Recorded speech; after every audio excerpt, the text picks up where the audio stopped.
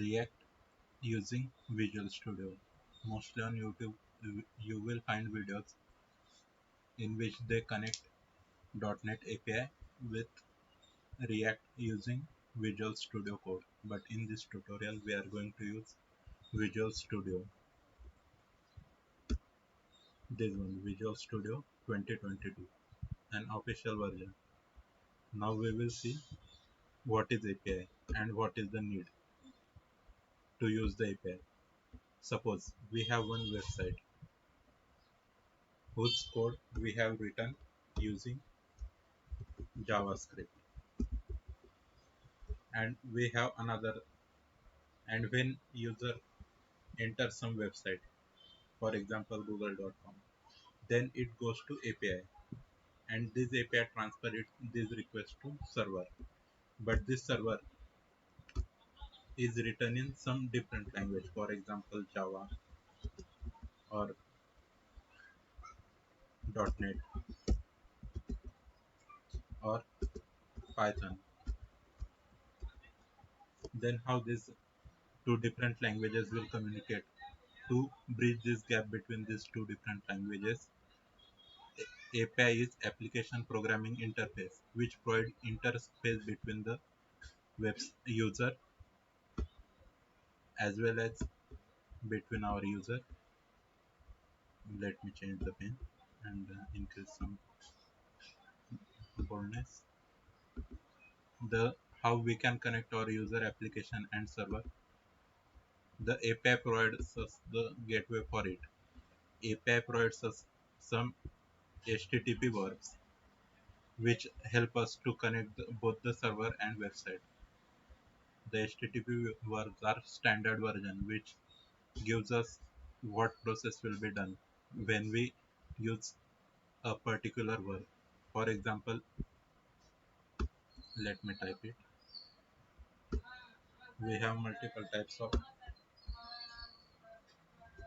verbs. For example, we will see we have many HTTP verbs like get, put, delete, post. When we use these verbs, for example, we use get when we have to fetch the data, and when we use put when we want to update data, and when we use delete if we have to delete some data, then we use delete HTTP verb, and we use post HTTP verb when we have to add some new data. Adding some new data is called as post. For example, we have to add some new user in user website like Facebook, Instagram, etc., or we are using any library application in which we need to add some new book, then we will post that book using post command to add something new to database. So friends, we will go to our main point, which is a main topic of our discussion: React plus ASP.NET for Web API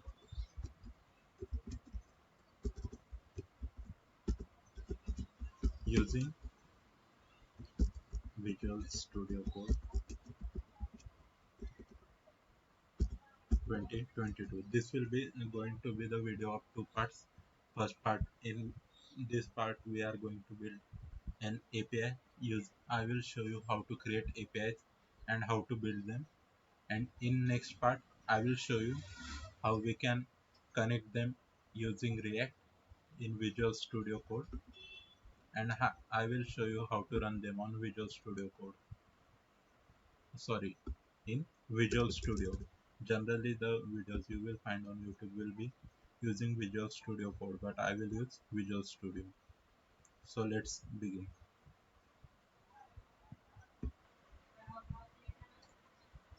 So first of all, we need to create a new project. We need to open Visual Studio 2022. When it opens, then create new project. In this new project, select here search for API.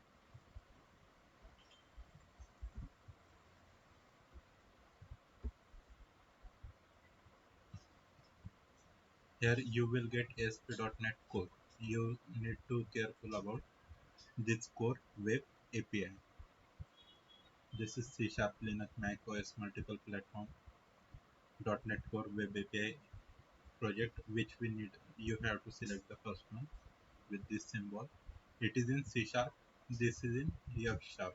These are two different languages using .NET. So we need to code in C Sharp language on .NET platform. So select this template for project, then click next. Here we can give the name, whatever name we want to give to our project. Let we will keep its name customer API, and here we can give, you can specify whatever directory you want to store your project in. I have kept it in my inside my diff folder, my codes and code. You can keep in whatever folder you want. Then this is solution name. We can make any we can give any name to this solution, but keep it for now, keep it customer, and go and press next. Here select ASP.NET Core version 7.0, which is standard term support. In authentication type, keep it to none. It has multiple options like identity platform, in which we can provide default identity, but for now we are keeping it to none. Then check this configure HTTPS. Click on this use controller, enable open API support, and then create. Now it will generate a web API project for us. It will take some time. Let's wait up to that. I am pausing this video until it gets created. Okay, now we have installed our API, created our API project, and this is how it looks. This is our solution name, customer, and inside that we have customer API project. In it we can get see default controller for weather forecast, and our program.cs file, which is main file for executing program. Let's run this program.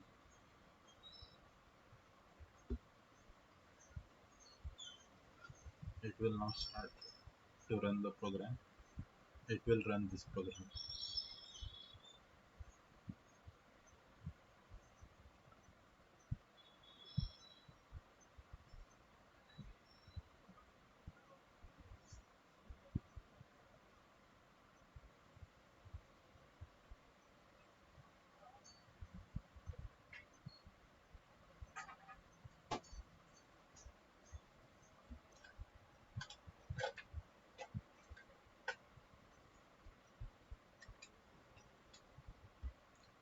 So this is our API app. It is, after opening, it looks like this. We have default Swagger. Swagger is a tool like Postman, by using which we can check APIs. This is how our API looks. Here we got an default API. We need to first check. If we have to check the API, we need to click on this try it out button, then click on it. After clicking it, it asks for execution. When we are going to press execute, then it will show here response. There are many different types of responses. I will show you after executing this. So we are executing it. So we got response body, in which we can see date, temperature in degrees Celsius, temperature in Fahrenheit, and summary. These different things we can see in response. and it is successful response. So we got server code of 200. So let me show you different types of codes which can be used in.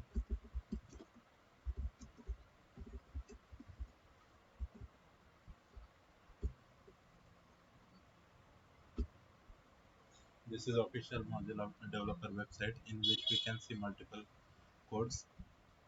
These are a lot of codes. For example, we use this 200 for when we post or post means create or put some request.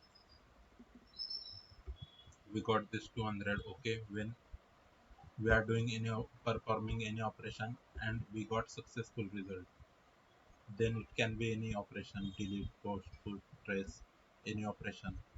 Similarly, we have different types of codes. For example, we have 400 bad request, 401 for unauthorized user, 403 forbidden, 404 not found. These are common errors which we can see on web pages when the internet connection has some issues or any issue between server connection. This is 408 request timeout. These are different types of HTTP responses which we use or we get when we use API connections. Now let's start creating our API project. First of all, I will stop this running program. After stopping this program, we need to create one API application for customer. So for customer, we need to create one customer class which will perform as a model, and then we have to perform CRUD operations on it using database. We need to create.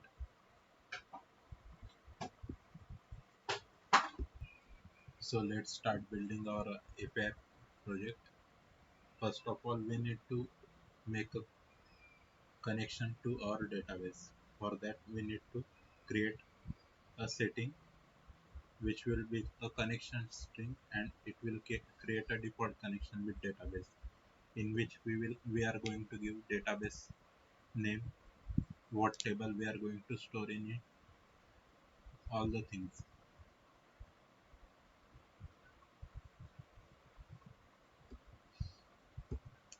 So first of all, we are going to delete these files, weather forecast, and these are not important for us now.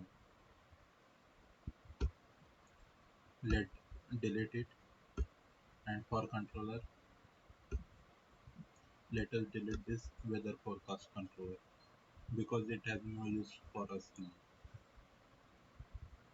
We have deleted it. Okay.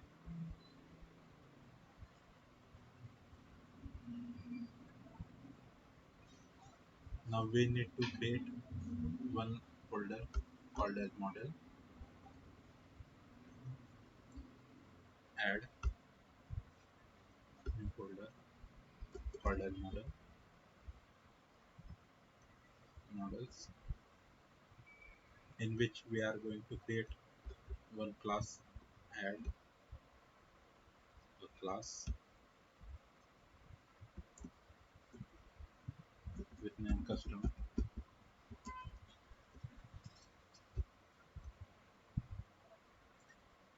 This customer class will represent our customer table in which we are going to add different properties,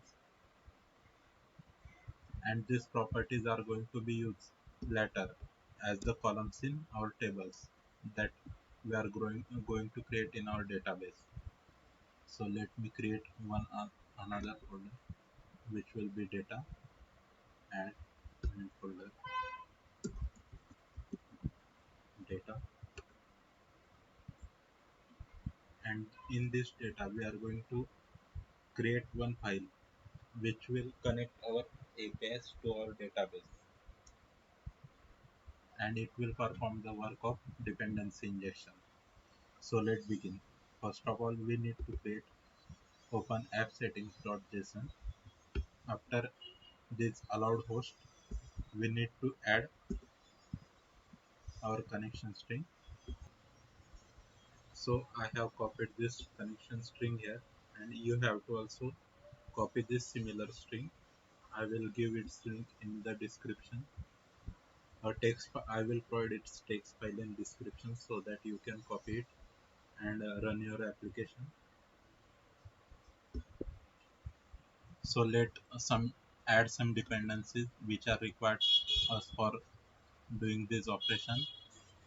Right click on project, then click on this manage nuget packages. Here come to browse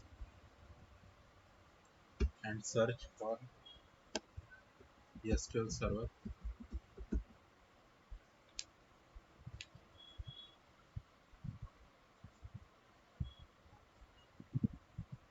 Here you will get many SQL servers, but you have to download specifically Entity Framework for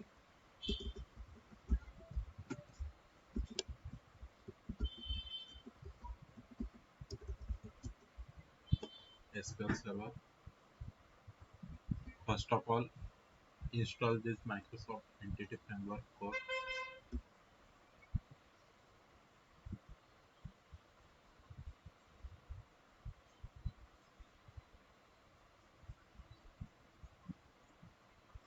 Say it OK and accept.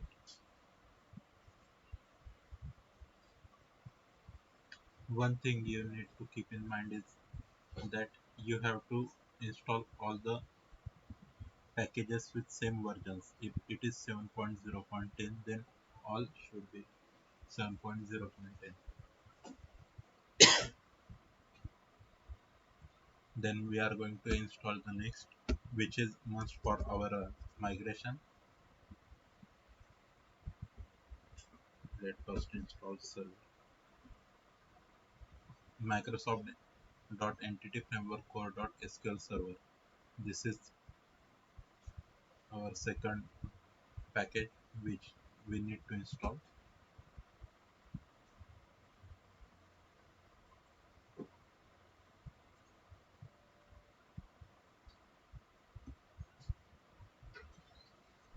Accept.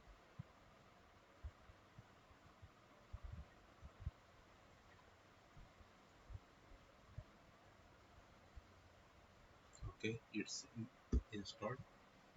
Now we are going to install the most important package, which is tools. Without these tools, we cannot migrate our tables to our database. So this is must. Microsoft Entity Framework for tools. So let's install it.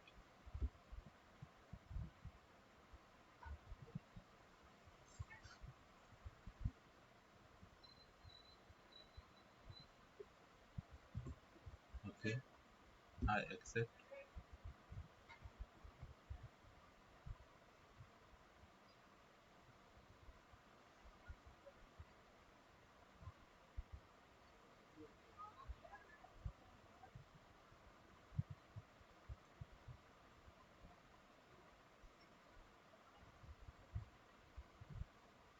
Okay, it got installed.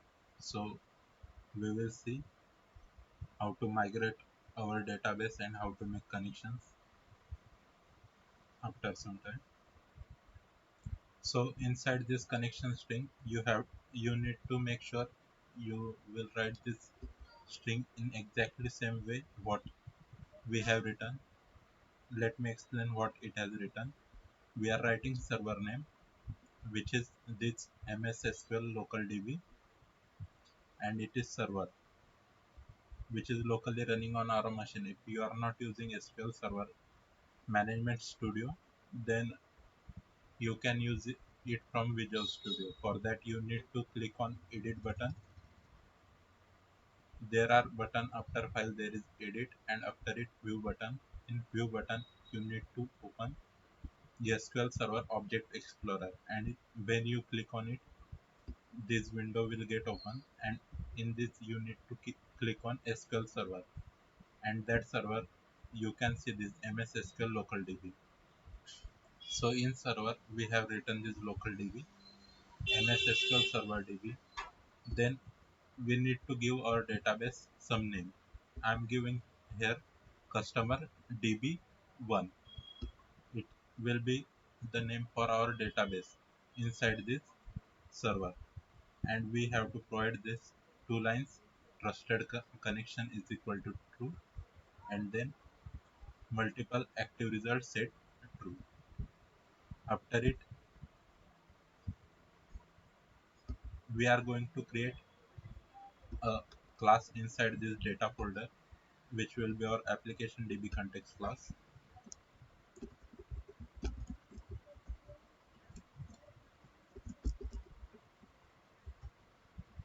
.cs class. Inside this cs class, this class will directly inherit to db context class. So let me give here db context. If it is showing this red squiggly, then you have to click on it, show potential fixes, and then here click on using Microsoft Entity Framework 4. Then it will import this package using Microsoft Entity Framework 4. Then click inside this curly bracket and press ctor. Here we will create constructor and then press tab.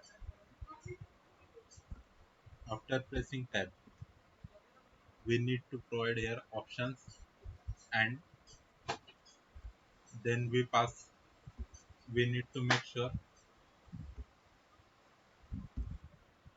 this is constructor for our application db context class, and from this we need to pass parameters to our we need to take parameters and then pass it to our base class, which is definitely options. So let me update this constructor. Here we have added db context options, of in which we are passing application db context options, and this option we are passing to our base class. Then we need to give reference of this into our program.cs file. So here we are going to give reference to it.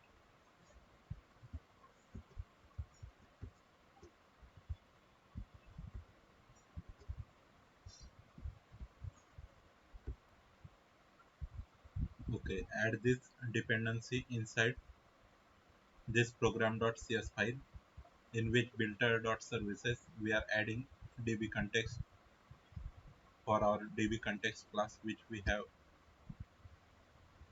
inheriting here from db context class. Application db context is inheriting, so we are passing here option inside application db context class.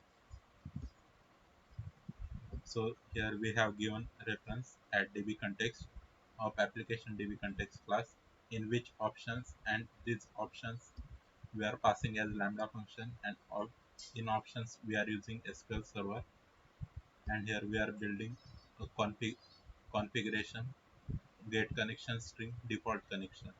It is the same string which we have created here in app settings.json connection string, which we have given name default connection. So let's now build our model. So here in model we have created one folder customer.cs. So let's open customer.cs file. Here we have opened this file. Then we can create here properties using prop, then press tab, and it will give us automatic properties. So first we are going to add our id property, which is going to be a primary key for our table. So on above of it we will use annotation of key, and this is our annotation which will show that it is our primary key. Then we will need another properties. So our next property will be name of customer. So string name of customer, let call it first name, then last name, then phone number,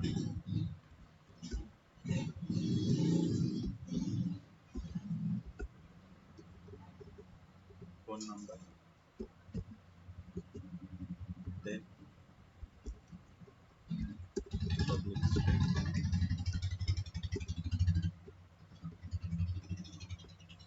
We need to pass email address.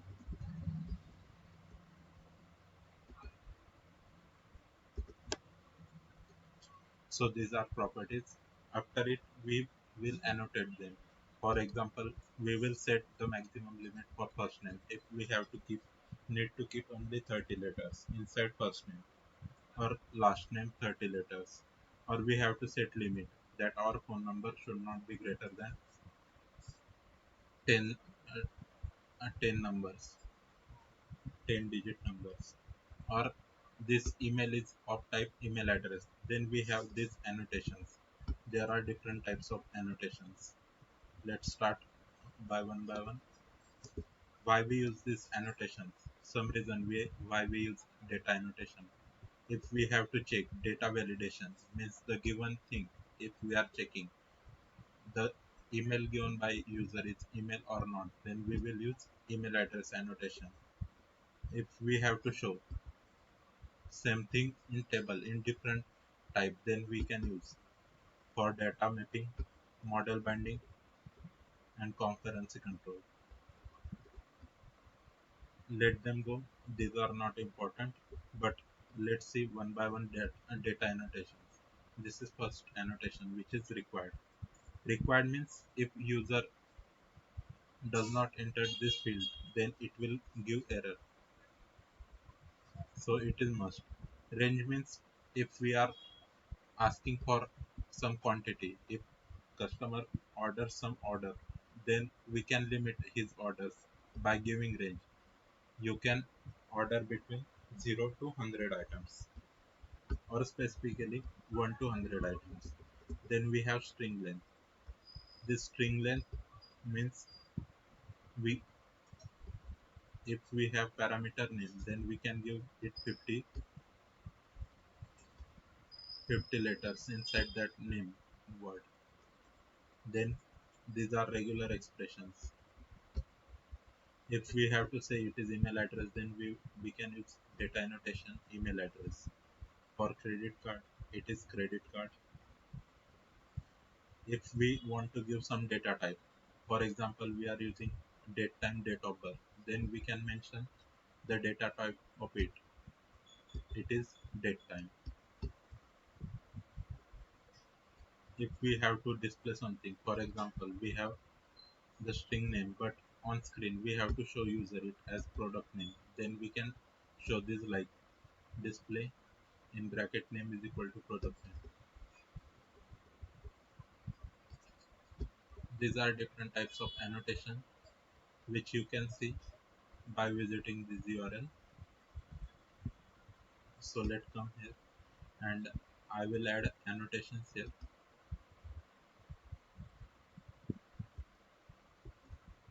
So I have added maximum length for first name which is 30, maximum length for last name 30, then maximum length for phone number 10 digits, and here we have email address. So I have kept limit of 45 letters for email address, and it is email ID is email address, so I have specified it specifically using email address annotation.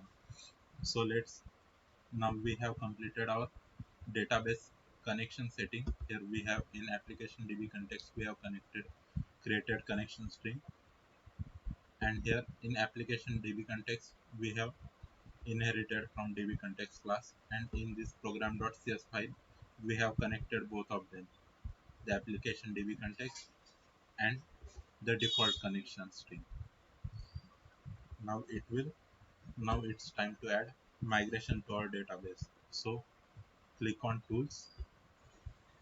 Inside this tools, click on this nuget package manager console.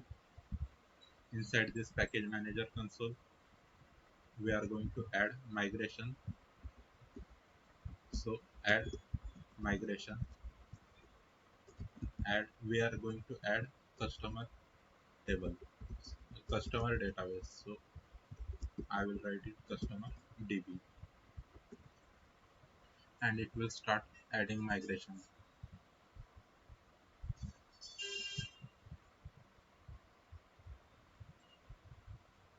It will take some time.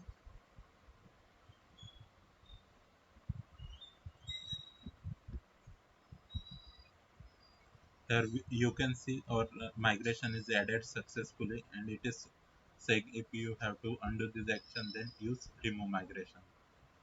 Now check our SQL Server database. First refresh it, then open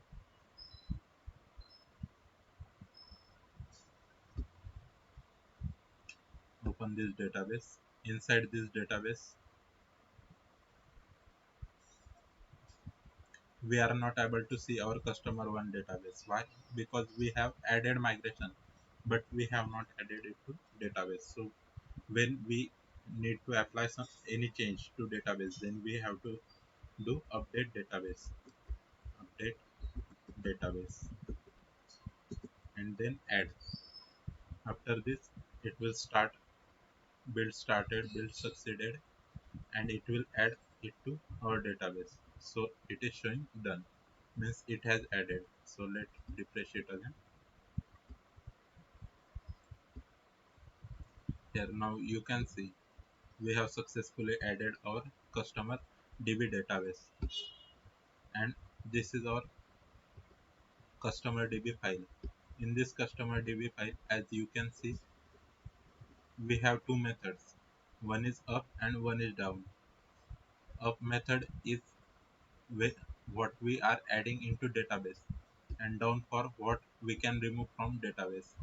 These are two different methods. If anything fails, then check this down method, and if anything successful, then check it inside this up method. So let's now add our customer table to our customer database.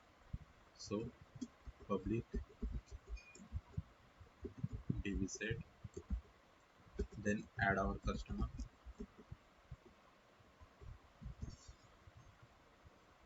and customers get set. Now it is showing red, so show potential fixes, and then we are going to add our customer model from api.customer model class. Here customer.cs files from here. So now let's add another migration. Add migration, add customer table. It started, build succeeded. Okay, it had added the migration.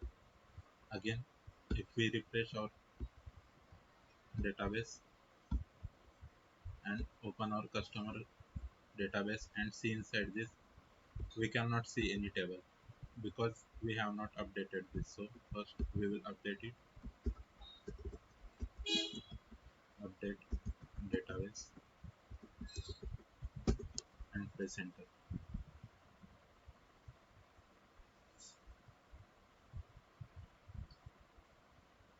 So it has successfully added our database. So refresh it again. Now check database, customer one database inside these tables, and here we can see it has added customers database.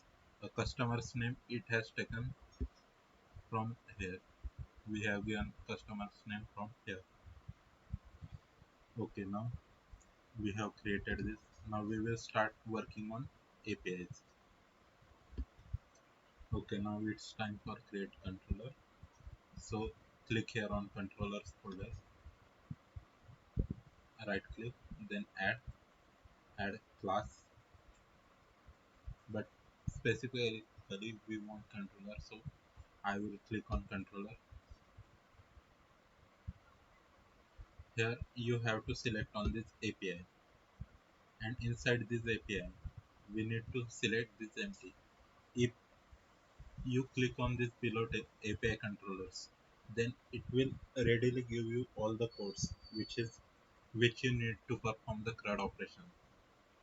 But we are starting it from start, so we are going to do it step by step. So I am selecting this API controller empty and then add. Then here we have to provide the name for our controller. It is customer controller.cs. Then add, and it will add this. Here route.api slash controller. It specifies that it is a controller, and this customer controller is of type API controller. We have two types of controller. One is API controller and another is controller, which we use in EMVC applications. So it specifically specifies that this is the controller for our API application. So here we need to add our connection to database. For that, private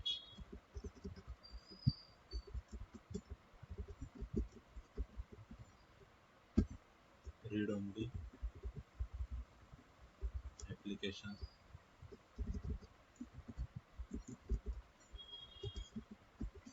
context underscore context semicolon. Here we will add this underscore represent we are using private field. It is generally a common practice to show our private fields. So let's add constructor, and inside this constructor we are going to pass a data type of application db context type,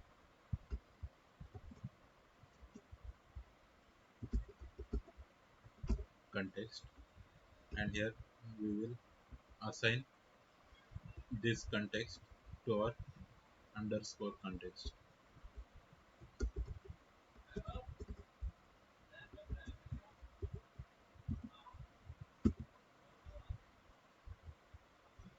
Okay, we have done it, but we can do it in another way also. If you want to simplify the code, then instead of here underscore context you can write db,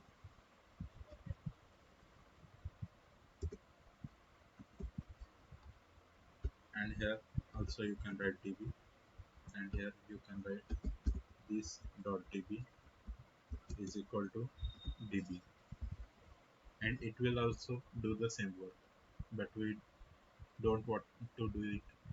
So let's do it on what we have done first in the way of underscore context,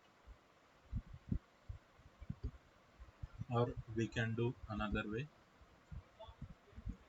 Let's keep it db and initialize this db with context, so it will be better. It will save our writing code, but it is not a standard practice. If you know about EMVC controller, EMVC controller, then inside it we have get and post for each controller action.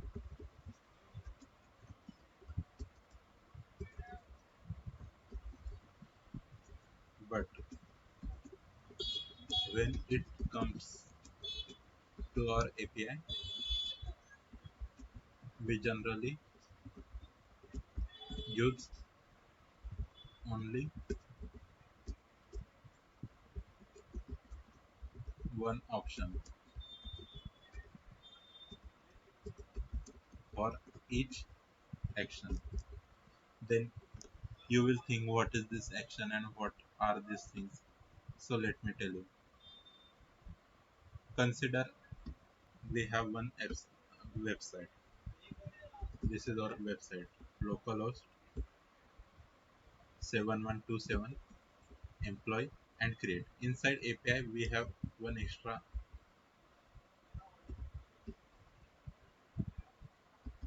Inside these two slashes we have one extra thing, that is API. Here we specify our server name, then we specify our API, then we specify our controller name, which is in this case is employees, and this is the action what we are going to do in that action. Here it specifies on our localhost server we have API whose which has employees controller, and this employees controller are going to create one employee. This it shows this way. So what we have to do next, let's do it same way for our customer table. Okay, let's see how we create our controllers. So first we will need to create a method, like we create our methods, a methods which is of public type, then it has some return type which is action which has type of our customer, and we want to set it get customer,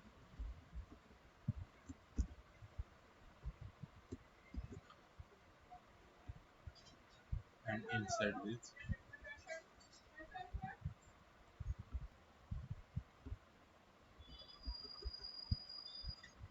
this we are going to write logic. We are going to create one customer. For customer, for example, let's take it customer list is equal to name list of customer. In this way we can create object for our class, but we don't want to create object. We are want to fetch our data from database, which is here presented in this DB. So we will create variable customer list DB. Inside that DB we have customers table, and this customer table has list of customers. So we are going to add this list of customers, and after it we have this get customer method name will give this red line until we don't add here return statement. So add here return statement. Okay, and then okay, and here add our customer list,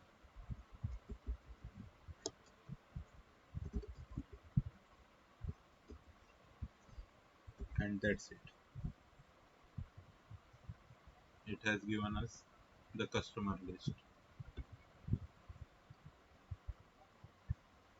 Let me check spelling. This is one way of doing it, but we can, instead of these two lines, we can directly create only one line in which we can return our statement. So create one line, return. Okay, this is synchronous, means we can, here let me first add the type of this method. It is HTTP get method, HTTP get type of method, and it is giving red because we are not returning anything.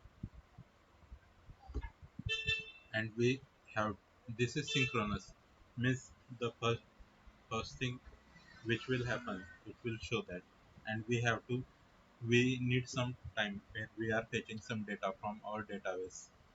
So let's make it asynchronous. For making it asynchronous, write here async, then write here task, and enclose it with angular bracket. and then we need to add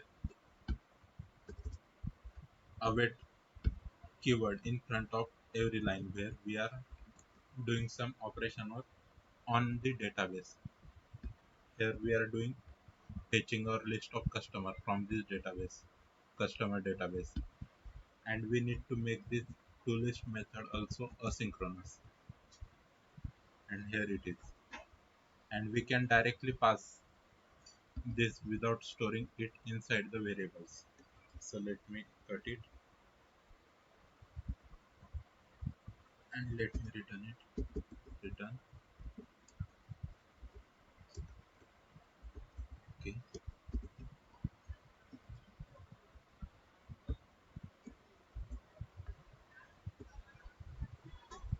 and that's it. So we have done our asynchronous list. Let me check why it's giving error. Here we are passing list of customers. So we need to write it like list of customers.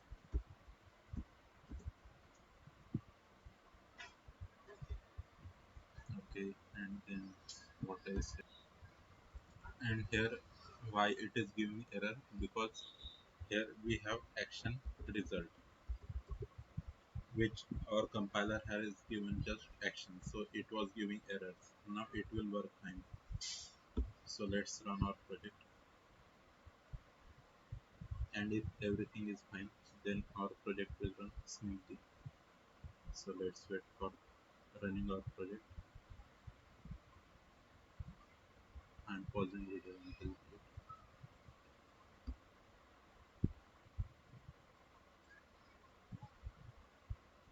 So here you can see our one API is created, API for customer, and here we can fetch the data for our customer, but we have not added any customer here.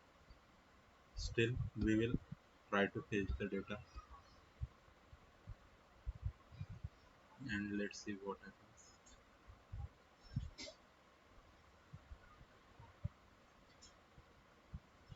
Okay, it is giving us response body. It is just giving a plain array because we have not added any data up to here. So let's create controllers for adding the data, and let's come to Visual Studio Code and pause and stop our application. Okay, now I won't type the code. I will directly copy paste because it will take more time to type it. I will just write the code and try to explain it to you.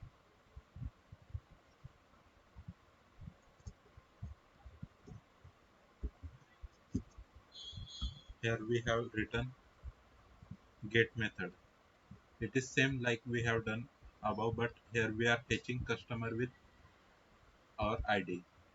If customer has ID of 1, if we are passing the ID of customer as 1, then it will catch ID, HTTP get here ID, then this ID, it will fetch the data from database customer table, and it will find here ID. Here you can notice one thing, we have not made it asynchronous. So here we have not written anything like asynchronous, and we have not added any keyword like await here, and neither we have made this find method find async, because we are doing this synchronously. So we will find it using ID synchronously. If our customer, if our database table does not contain any customer, then it will return us not found. And if it finds some customer with this ID, then it will return that customer, which we are storing here in customer variable. So let's run it.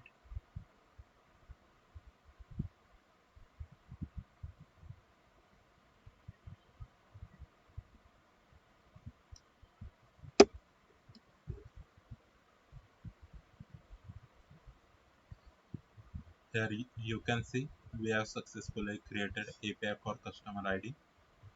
Then let's create for update. Let me stop the application.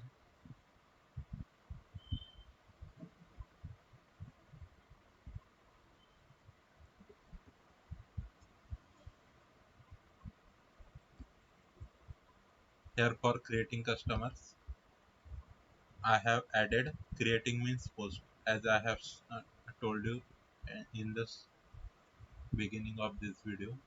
When we have to create any data, then we will use post. So in this create method, we will create asynchronously. So first we will take reference of database DB, then add, and this customer what we will get from user or from the data we provide inside our API. This data will come here. From here it will stored inside this customer, and from here it will added to our database customer table. And then it will this will just add data, but it will not actually save data until we do this next line, save changes. When we do this save changes, then only our data will be inserted inside our database, and then it will give us return status of OK customer. OK, as I have told you in beginning, we use 200 for OK status if or any operation is performed successfully.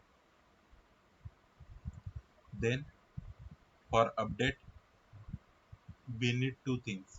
For update we need ID of customer and data type of customer. Then if we don't find that ID of customer, then we will tell our user it is bad request.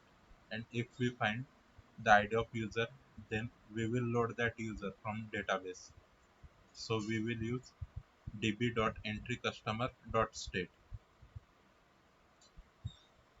and that modified state we will store inside this state using entity state.modified, and this modified entity is stored inside this state, and here we will make entry in database. Then we will do our db save changes, means we will save our changes and then return status OK. And for delete we have delete method where we are fetching ID, and then with that ID we are finding our customer. If we don't found customer, then we will return not found, and we will display message incorrect customer ID. And if we find our customer, then we will remove that customer from database table. Then we will save changes into database table and return OK status. So let's check this API how it's working and perform CRUD operation. Let me see what are the build errors.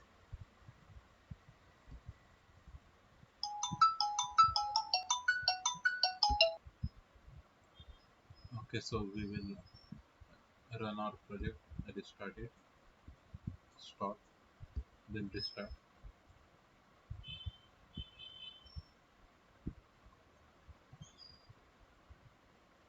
Don't worry, I will provide you this complete project inside one text file, so you don't need to type it. And I will. So let's first add our customer post, try it out. Let's first name,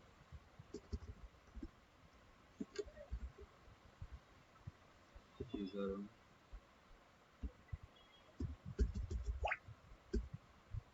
last name,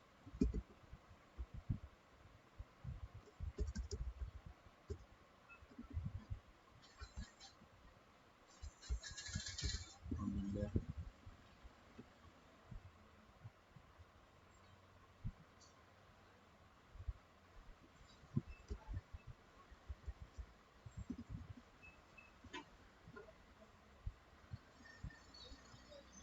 and user at the rate example.com.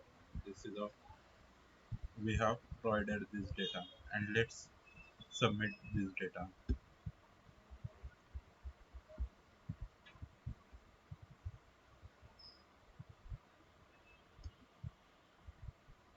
So it's executing and we are getting response. Our data is saved successfully. Status code 200 and response 200 success. Then we will see whether this customer is added into our database or not. So we will call our first API customer. So try it out and execute. We will see does really our customer get added. And here we can see customer with ID1, first name user 1, last name, and user example. Let add another user. So here I am adding another user with the name user2, and let's execute it.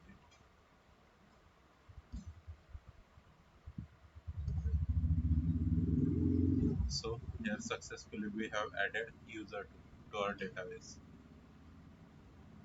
and let's check it again. API customers. So here you can see we have two new users. We have added two new users. So let's now get user with the ID. So we will get user with the ID. So try it out. ID will be 2. Here it will show the data of user 2. So here we can see it is showing data for user 2 with ID 2. Then it has shown data of user 2. Now we will update this data. So let's update this data.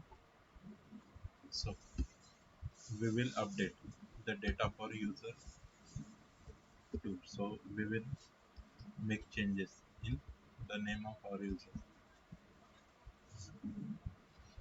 So I have, so let's copy this data.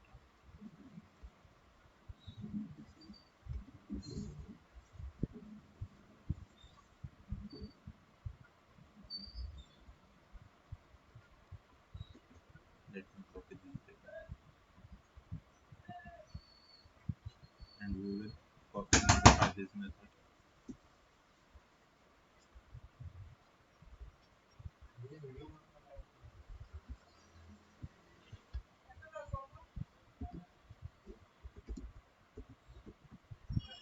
And we have modified our username too. And let's check.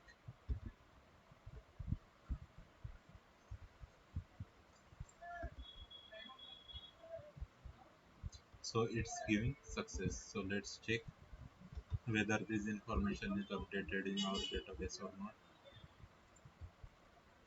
So we will see get API customer, and here you can see we have modified user. So our update API also working. Now let's delete our customer. So here if I delete our customer, then I will provide ID of our customer. So ID will be 1, and let's delete our customer 1, and it's giving response of 200, means it has successfully deleted. So let's check our database again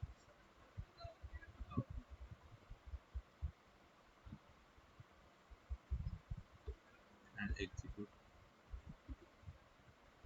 And here we can see we have now only one user with who is user 2, and we have modified it.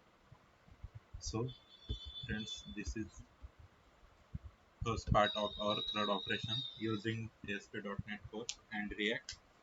We have done backend